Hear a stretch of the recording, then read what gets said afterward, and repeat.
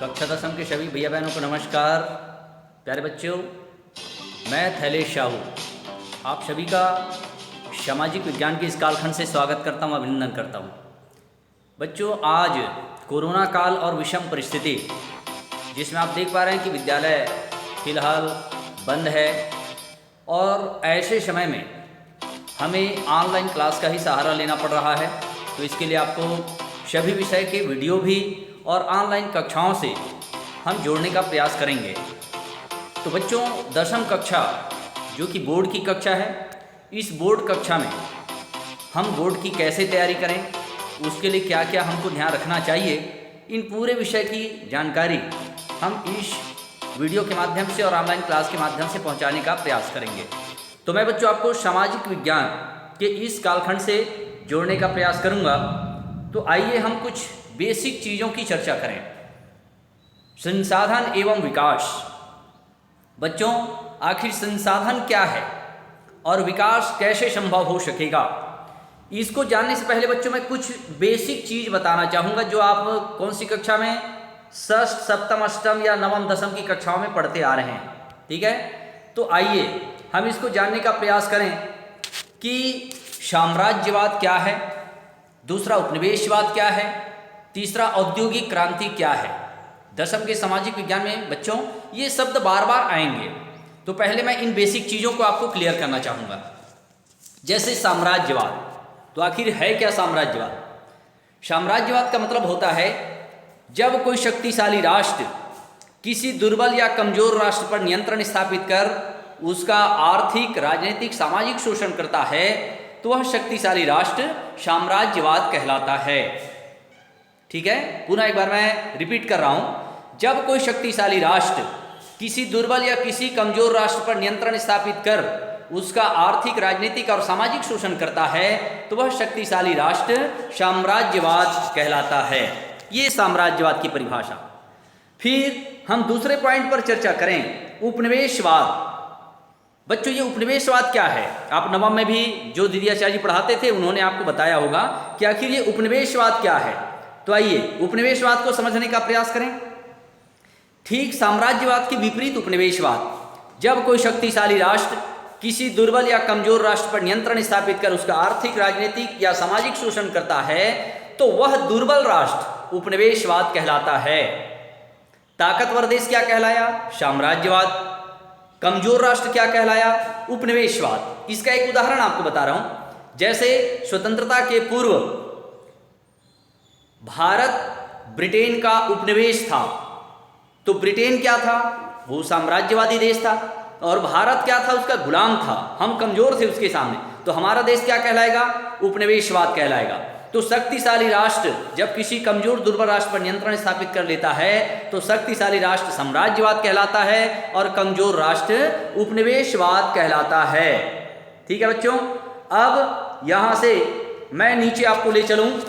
औद्योगिक क्रांति, ये इसलिए जानना जरूरी है बच्चों क्योंकि बात बार बार आपको दशम के सामाजिक विज्ञान में सुनने को, पढ़ने को बार बार ऐसे मौके आएंगे। तो आखिर ये तीसरा पॉइंट पर देखिएगा, औद्योगिक क्रांति ये क्या है? तो औद्योगिक क्रांति का मतलब होता है प्राचीन परंपरागत यंत्रों एवं मशीनों के बदले नए यंत्रों एवं मशीनों का प्रयोग कर उत्पादन को तीव्र गति से बढ़ाना औद्योगिक क्रांति कहलाता है। पुनः एक बार स्मरण दिलाऊं, प्राचीन परंपरागत यंत्रों या मशीनों के बदले नए यंत्रों एवं मशीनों का प्रयोग कर वैज्ञानिक तरीके से उत्पादन को बढ़ाना औद्योगिक क्रांति कहलाता है। फॉर एग्जाम्पल, जैसे पहले किसान धान उगाता था, मगर धान उगाते समय बच्चों वो किसका उपयोग करता था? प्राचीन तकनीक, मतलब क्या? हल का उपयोग करता था।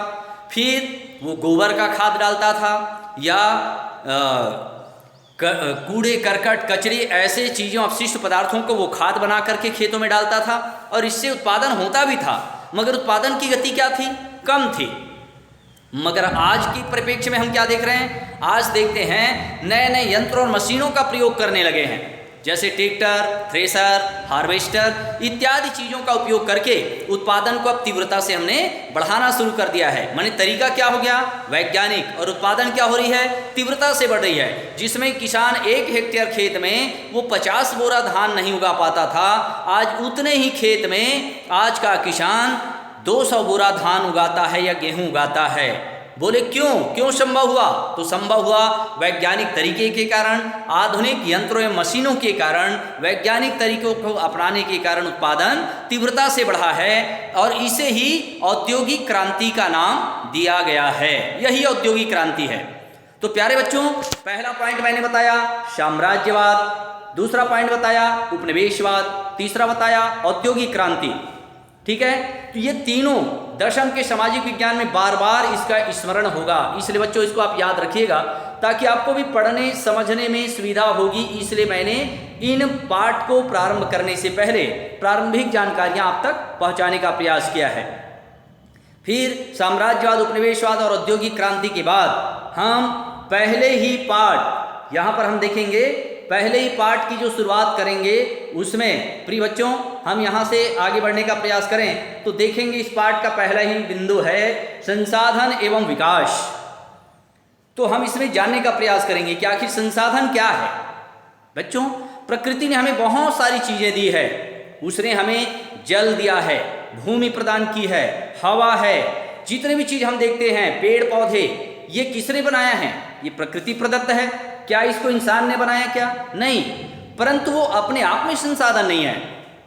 क्यों नहीं है? क्योंकि जब तक मनुष्य उन चीजों को, प्रकृति प्रदत्त वे संपदाएं जिसका उपयोग मनुष्य अपनी आवश्यकता की पूर्ति के लिए करता है, तब वह संसाधन कहलाता है। जैसे पानी, बारिश होती है, पानी गिरने के बाद नदी या नालों से होता हुआ वो समुद्र में चला गया, हमने उसका उपयोग नहीं किया, तो वह जल संसाधन नहीं है। परंतु उसी बारिश के जल को हमने क्या किया? नदी नालों में बांध बना दिया। उस पानी को हमने बांध बनाकर रोक करके नाली के माध्यम से, नहरों के माध्यम से हमने खेतों में सिंचाई की। सिंचाई करने से फसल का उत्पादन बढ़ा, फसल का उत्पादन बढ़ने से हमें लाभ हुआ। मतलब उस पानी को हमने क्या किया? अपनी आवश्यकता के अनुरूप उसका उपयोग किया, जिसका हमें लाभ मिलता है, तब वही चीजें संसाधन बन जाता है। तो प्रकृति प्रदत्त वे संपदाएं जिसका उपयोग मनुष्य अपनी आवश्यकता की पूर्ति के लिए करता है, तो वही चीजें संसाधन कहलाता है। तो आइए हम कल इस पर विस्तार से चर्चा करेंगे। संसाधन एवं विकास क्या है, विकास संसाधन के बिना कैसे संभव है, पूरी बातों को कल विस्तार से जानने का प्रयास करेंगे। आज की प्रारंभिक इस विषय को मैं यहीं रोकता हूं और बच्चों हम प्रयास करेंगे कि कुछ वीडियो भी आप तक भेजेंगे और दशम की कक्षाओं में ऑनलाइन कक्षाएं भी इस बार संचालित होंगे।